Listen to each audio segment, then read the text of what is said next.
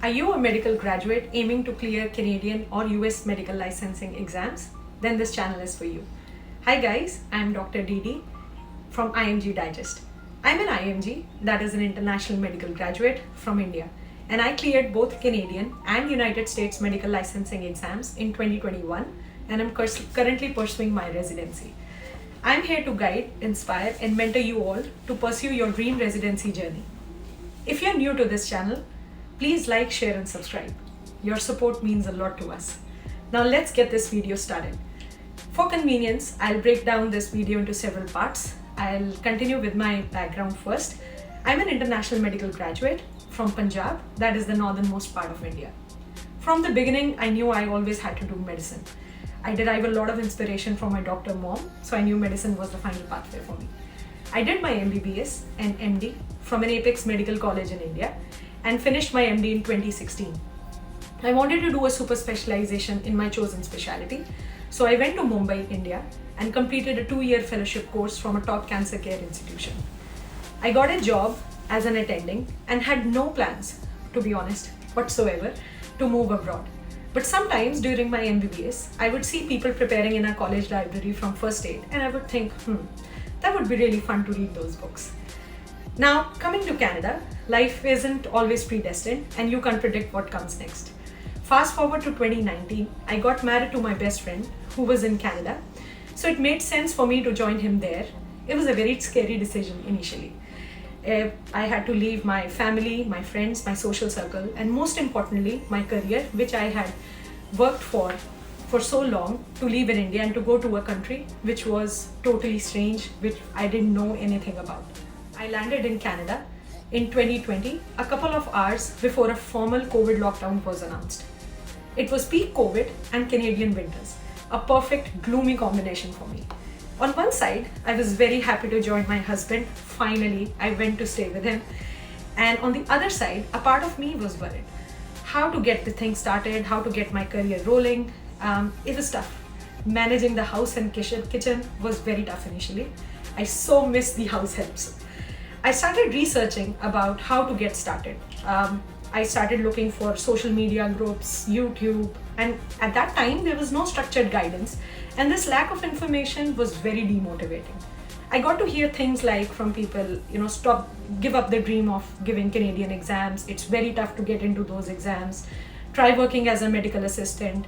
I even got to hear that there is no point in clearing both US and Canadian exams at the same time. There are limited IMG spots, etc., etc. It was very dark, it was demotivating, and I was discouraged thoroughly. At that time, I secured an observership at University of Toronto, but that also got cancelled due to hospitals' no visitor policy due to COVID. After hearing this, I was in a very bad mental space. It seemed like there's nothing to look forward to, and I felt lost, totally lost.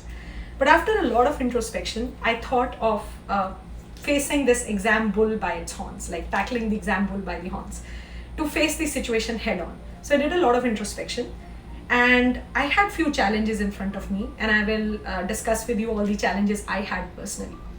Time, it was, I told myself, my first chance is always going to be the best chance. I don't want to waste years of trying to get a perfect score.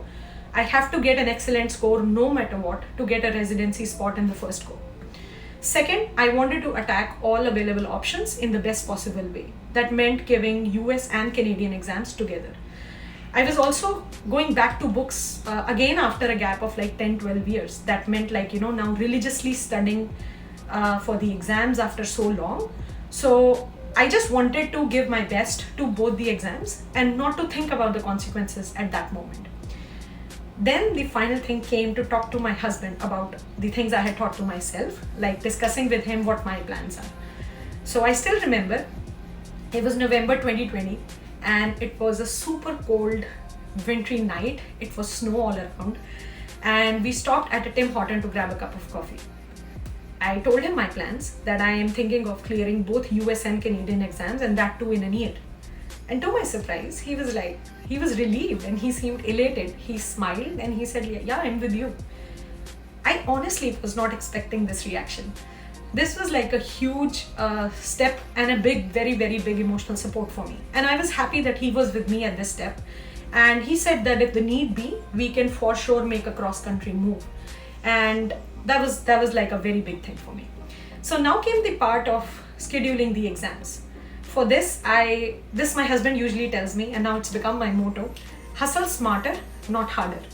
I realized that I have like 6 or 7 exams to give, and QE1, which is the Medical Council of Canada qualifying exam 1, and USMLE step 2 CK, these 2 exams are pretty similar when it comes to the course content, when it comes to the materials, when it comes to the question bank.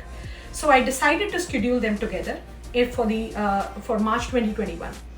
I gave step 2 CK, but unfortunately I got COVID, so I had to postpone my QE1. Life isn't always perfect. Now I realized to become eligible for the match in US, you have to be ECFMG certified when you apply for the match. And that application submission deadline is in September. So I realized in order to get my ECFMG certificate, I will have to finish my USMLE step 1 and OET, which is an English proficiency test. So I scheduled those 2 exams for July 2021, and then by doing that, I fulfilled my ECFMG certification requirements. One step was done. For Canadian exams, I scheduled QE1 for September 2021, and fortunately, for me at least, NAC OSCE got postponed in October 2021. So I finished those 2 exams back to back. I gave the CASPER, which is the ethics exam, in November. And by finishing all these exams, I was also eligible to enter into a CARMS match, which is Canadian Residency Matching System. So I applied for specialty of my choice, and both in US and Canada, and got around 12 interviews from the US and 5 interviews from Canada. So this was like a huge motivation for me, because things were finally moving somewhere for me, and I could see like some kind of a direction building up. Also, a very important step in between that I forgot to mention, during the exam preparation, I was constantly in touch with doctors. I was getting remote research off and on, and I was doing a part-time job in a Canadian hospital. This was gold in the sense that this gave me an edge as I polished my CV, and it gave me an incredible opportunity to interact with Canadian doctors and to actually understand the Canadian healthcare system. And the bonus thing was that I got letters of recommendations from those doctors in my chosen specialty for the math system. So that was absolute gold, and that was great in order for the preparation. I participated in the dual match and got selected into residency, and I'm pursuing my residency in my chosen specialty. I'm here to encourage all of you to follow your journey, to trust your dreams, despite what people think of you or your dreams. I'll be sharing a lot of information, resources, exam strategies for QE1, NAC OSCE, and USMLE steps, especially for IMGs and old IMGs, to help you pursue your journey on this channel. Just a quote before I sign out, which I always very firmly believe in. People may doubt what you say, but they will always believe what you do. Keep shining. See you guys next week. Bye.